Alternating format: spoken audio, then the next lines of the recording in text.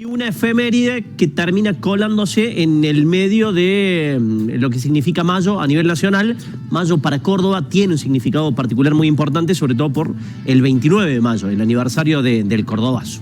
El Cordobazo yo creo que es una de las cosas que mucha gente del país le envidia a Córdoba, ¿no? Esta capacidad de revolución de los cordobeses, que lo vamos a estar contando a través de un hecho artístico muy interesante que vamos a tener la posibilidad de ver el próximo domingo, y lo decíamos recién fuera del aire mientras repasamos el programa de hoy, para compartir en familia con nuestros hijos, para contar qué fue el Cordobazo, cómo se gestó esta protesta en Córdoba, que se hizo, por supuesto, conocida a nivel nacional y mundial. Y estamos conectados con Cacho Piña, director general de Cordobazo, que está con nosotros. Fuerte el aplauso para Cacho. Hola, Cacho. Cacho, muchas gracias. ¿Qué haces, hermano? ¿Todo bien? Buen día a vos, Dracu, a mi amigo Gaby y a todo el equipo. Feliz Día de la Patria. Feliz Día de la Patria. Gracias. Exactamente, estamos viviendo una semana realmente importante, sobre todo quienes sentimos a la Argentina de la forma en la que creemos que hay que sentirla, ¿no? No solamente una escarapela, sí, no solamente una Copa del Mundo de fútbol. Y cuando Gaby trae el tema del Cordobazo el próximo 29 de mayo y nos contó de tu obra, quisimos tenerte acá para que nos ilustres un poquito de qué va la obra, de qué se trata, y te lo decía, qué interesante ir con los hijos, con las hijas en mi caso, para poder explicar qué pasó en Córdoba aquel 29 de mayo. Bueno, esa es la idea. O sea, lo nuestro está dirigido precisamente a las nuevas generaciones para que no se pierda lo que fue el Cordobazo. El Cordobazo fue una gesta popular que fue esencialmente contra una dictadura. O sea, fue una pelea por la libertad y por la democracia contra una dictadura que hasta ese momento fue la más dura que le había tocado vivir a la Argentina. No nos olvidemos que la dictadura de Onganía se ensañó con las universidades, la noche de los bastones largos. O sea, eso fue el Cordobazo, esencialmente porque no solo fue una reivindicación también obrera, porque lo hicieron los obreros mejor pagos del país. O sea, no era una lucha salarial. Así dijo el ministro de Onganía, que se llamaba Krieger Bacena: el Cordobazo me lo hicieron los obreros mejor pagos del país, que eran los de la industria automotriz de Córdoba, que tuvo un protagonismo esencial, ¿no?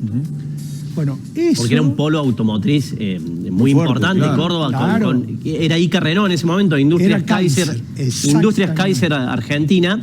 Y a mí siempre me interesó, lógicamente, no fui contemporáneo como es tu caso, Cacho. No he sido contemporáneo de ese gran símbolo que ha significado el Cordobazo, pero sí siempre me llamó particularmente la atención y me generó esa curiosidad de cómo convergieron movimientos estudiantiles, movimientos sindicales, a partir de la presencia de Agustín Tosco, de Atilio López y de Elpidio Torres, y en general una gran revuelta social, ¿no? Así es, así es. Sí, los estudiantes tuvieron un papel protagónico. Precisamente eran años de mucha agitación estudiantil. Y el que arriman los estudiantes al Cordobazo es Agustín Tosco, ¿no? Los estudiantes rápidamente compraron y entendieron hacia dónde iba la protesta. Sí, y obviamente las universidades siguen siendo, obvio. La juventud y las universidades era gente muy ilustrada, ¿no? Y que aparte vos le cercenás la libertad y... Claro. Entonces sí, fue un caldo de cultivo, o sea, fueron años, no es que se produjo de un día para el otro. Hubo una secuencia de hechos a través de los años que desembocan en lo que fue el Cordobazo. Entre otros, esto de lo que hablábamos de la noche de los bastones largos. En Córdoba se produce esa famosa, una de las canciones nuestras, la que habla del Cordobazo, tiene el leitmotiv de obreros y estudiantes unidos y adelante. Y ese era lo que se cantaba en esa época, ¿no? ¿Esos obreros eran, en algunos casos, papás de esos estudiantes? No. Era un... Porque digo, yo te estoy hablando de la composición socioeconómica, Sí, ¿se entiende? Sí, digamos, sí, o sea, porque muchas veces a lo mejor vos sos un operario de una fábrica y no tenés como aspiración que tu hijo sea profesional, y no lo digo peyorativamente, lo digo simplemente como un dato de la realidad. Porque es una ganas de crecer, ganas de luchar, ganas claro, de... la ascendencia social se había dado a partir de ahí, de que el hijo del obrero pudiera estudiar. Claro, ya venía hace unos años, que era así, la famosa ascendencia social. Mira, en líneas generales no se puede asegurar, pero tampoco no se puede... Sí, eran los ¿Algún hijos... caso habrá No, y no necesariamente. O sea, pero te quiero decir que la lucha venía por otros motivos, ¿no? Era estos que te digo yo. Era la lucha contra un gobierno sumamente autoritario, una policía brava. El antecedente más cercano al cordobazo fue una asamblea en el Córdoba Sport que yo estuve, tenía 10 años. Mirá. Claro, mis tíos, mis papás eran delegados de Kaiser. Y esa asamblea yo me quedó grabado. El Córdoba Sport era un lugar de boxeo. Sí, claro. Esmata no tenía un salón para hacer las asambleas. ¿Eso era en Boulevard Ilia, el Córdoba Sport? No, en la zona, a ver, de Santiago del Estero, en esa zona. Claro. Sí. Yo me acuerdo vagamente. Después hubo Hay algunos cuentos de Salzano que hacen referencia a lo que significaba el Córdoba Sport. Cacho, lo del domingo es a las 20 horas en el Teatro Real, la entrada es gratuita. Así es. Y me interesa algo que hablamos fuera del aire también, de qué manera, porque se da así el contexto, la figura enorme de Tosco terminó solapando la de otros dos grosos como el Negro López, Atilio López, debuta, corregime, debuta. Debuta y el Pío Torres desmata. Claro, un poco lo que intenté yo componiendo las canciones, que es lo que da origen a lo que es la obra de teatro del Cordobazo, es un poco hacer justicia histórica, porque los tres dirigentes tuvieron un papel protagónico, ¿no? ¿Qué pasa? La época era una época que la izquierda, no se olviden que el Mayo francés fue justo un año anterior al Cordobazo. Revolución cubana, o sea, era una izquierda... Estaba de moda, sí. Bueno, me sacaste. Perdón. Estaba de moda ser de izquierda, ¿no? Y bueno, Tosco tenía una presencia importante.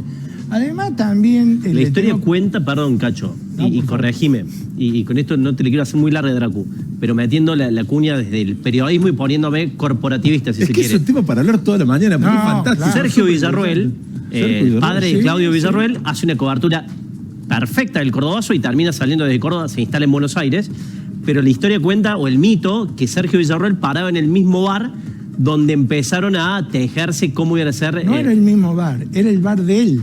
La obra está si van el domingo, que están todos invitados. Porque te repito, quiero ir con mis hijas para que entiendan y para poder entender, porque la obra, y le contestás a Gaby, que es súper interesante lo que te acaba de mencionar, son canciones, es una obra artística, digamos, o sea, es una obra musical, ¿sí? Claro, pero basada en hechos absolutamente históricos y reales. Y lo del bar era así, era el dueño del bar. Era una parrilla. Una parrilla. Entonces, cuando vean el domingo van a ver que hay una mesita, que una parrilla, hay un mapa, que era el mapa, era el mantel, y ahí se dibuja la noche anterior al Cordobazo, por dónde iba a entrar una columna, que iban a hacer. A ver, Tosco dice cortamos la luz, cosa que pasó. El Negro López dice dejamos a las 10 sin bondi la ciudad, cosa que pasó. Y el Pío Torres las columnas de Santa Isabel, que es donde estaba Kaiser, vamos a hacer 12.000 y se hace un plano, eso es histórico, no es que... O sea, hay un poco... Qué lindo para ir. Y me quedo con una frase de Cacho fuera del aire. Vamos a estar el domingo. Una frase de Cacho fuera del aire. Si el Cordobazo hubiera ocurrido en el puerto, si el 29 de mayo del 69 hubiera ocurrido en el puerto, hoy teníamos un feriado nacional. 100%. Como ocurrió en el interior. Me robaste la frase. No, sí. pero impresionante, no. Me robaste la frase. Pará, porque dijo, firmemos abajo Cacho Piña, como que le dijiste vos. Lo dijo. Sí, vamos a estar el domingo ahí, realmente cita obligada para poder ir y entender más todavía. Yo te decía también fuera de aire, porque fue muy rico lo que hablamos dirigentes sindicalistas pobres, que vivían de su sueldo, que vivían de su laburo. El mismo nivel de vida de sus dirigidos. Pero ¿sabés por qué? Porque Tosco estaba laburando con sus compañeros ahí en el día a día y salía y se ponía a hacer la imagen de la marcha de Tosco con el mameluco. Con el mameluco. Bueno, lo tenemos, chicos, lo tenemos al frente de Patio Olmos.